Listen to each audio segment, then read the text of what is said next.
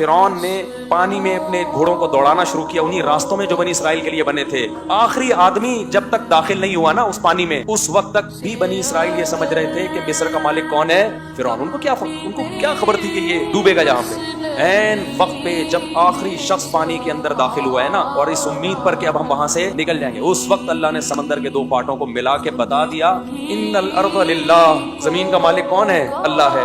یورثها من یشاء من عبادہ, جس کو چاہتا ہے اپنے بندوں میں مالک بنا دیتا ہے. تو آج اسرائیل کا جو فلسطین پہ ظلم ہو رہا ہے, ان فلسطینیوں کے لیے دعا بھی کرو, مدد بھی کرو, جو کر سکتے ہو کرو, لیکن مایوس ہونے کی ضرورت نہیں ہے. دعائیں مت چھوڑو, کب سے دعائیں مانگ رہے ہیں قبول نہیں ہو رہی. بھائی ہمارے لیے آزمائش ہے, اسلامی ملکوں کے لیے آزمائش ہے.